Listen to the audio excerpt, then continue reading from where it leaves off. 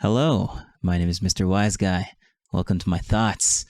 Sounds kind of scary, but trust me, it's not really that bad. Now, remember, these are my thoughts while I'm gaming, so take everything with a grain of salt. But anyways, I guess just enjoy this very short clip. Say this again. 100 people walk to a library of all different races.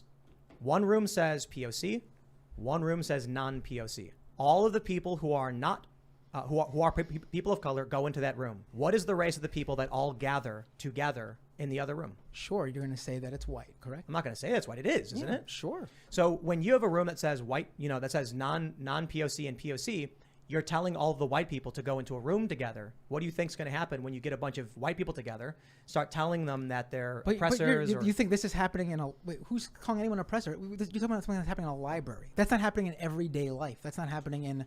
We're not walking through the world doing this. What do you... Like, I'm confused as to what your anecdote here is supposed to represent in a broader sense. Tim is not talking about...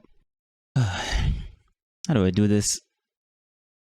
He's giving you a logical steps to what's going on, and you're trying to look for some real world case of this happening, but like he's not talking about something specifically he's not talking about a specific situation that happened in a specific location. He's talking about the concept of this happening.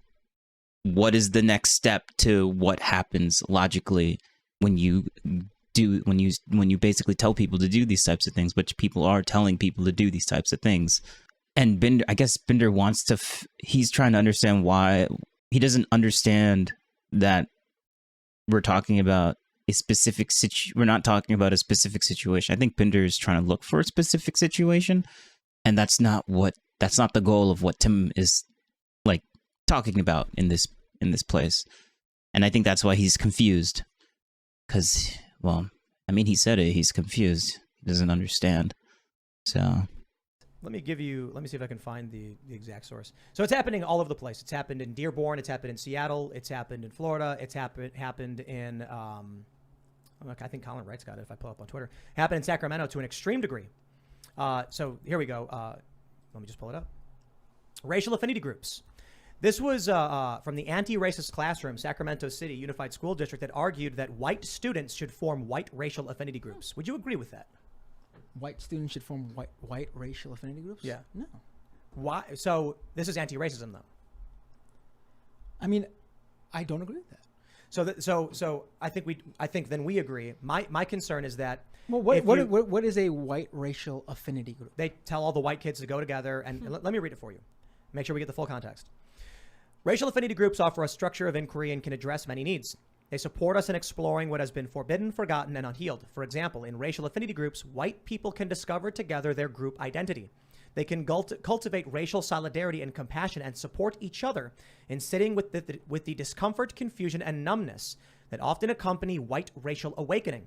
They can also discern white privilege and its impact without the aid of or dependence on people of color. Oh, that's a bit different than what White people who have formed racial affinity groups report that they recognize their collective commonality and shared history, as well as the impact that their privilege has had on other races and on each racial affinity group member. Sure, and then it seems like if that's the case, then they would then go out into society and treat people of color in a way that they weren't treated before, treat them better. Do you think that's what white people talk about when they talk about their shared history, how to treat people better? Or do you think they talk about... If they're getting together in an...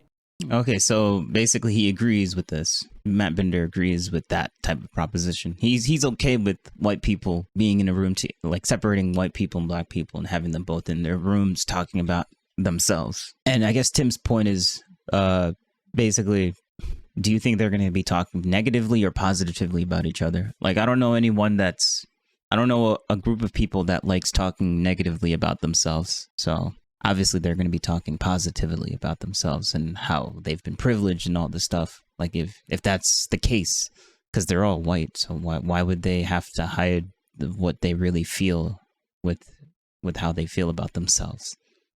I don't think someone's going to go into a room and talk negatively about themselves. They can even talk neutrally, I guess, but they're gonna tend to want to stick to the positives, because you don't want to be people want to be positive naturally. They don't want to be negative.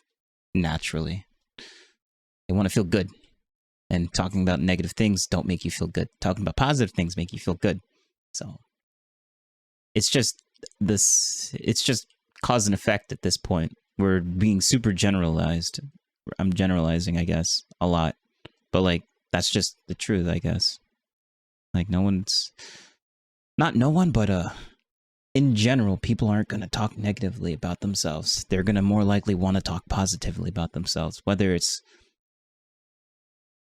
positive to them and negative to some other type of group of people. That's up for debate, but that's Tim's main point. And I don't think Binder gets that. Anti-racist group? Then yeah, I do. So if you took a bunch of white people and put them Because in a I room, could tell you that the shooter's not going to an anti-racist affinity group. a white racial affinity group, I don't know if it actually says the teacher would be discussing. I think it's telling the kids to form a group. If it gives them, and if it gives them, it says they can cultivate. I would assume it's unled. well, you can't assume that. We have to know.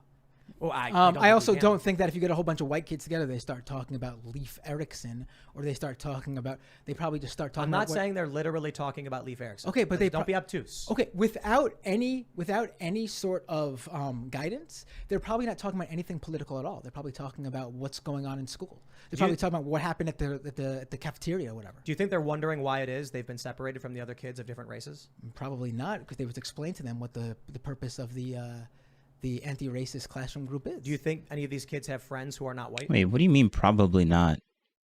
Of course they're going to be wondering why they're separated. Unless they told them why they were separated in the first place. But if they didn't and just separated them just to see what they would talk about as like an experiment, then they probably would be wondering why they're separated by color. Like, I bet both sides are going to be like, are we doing segregation again? Because I don't understand why we're separating the white people from the black people. I thought we got rid of that. But apparently, I guess people want that back. And it's not just white people, too. They want to be segregated. It's kind of crazy because, like, we've been taught from when we were really young that segregation is a bad thing, right? That's all I got to say for that for now. Probably, yeah. What do you think they ask about why they can't sit with their friends in the affinity group? It's like a 45-minute class or 30-minute class, whatever. It's not like they're not being segregated for life. It's a project. It's a class. So would you agree with racial segregation in schools in some capacity?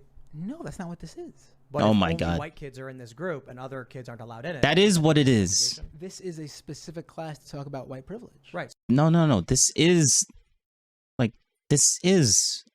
I don't think Matt Binder understands what segregation is. Segregation is the separation of race, separation of people. You know what?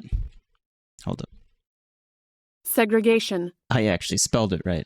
The action or state of setting someone or something apart from others. Yeah. A model that whatever that word is, the segregation of older people.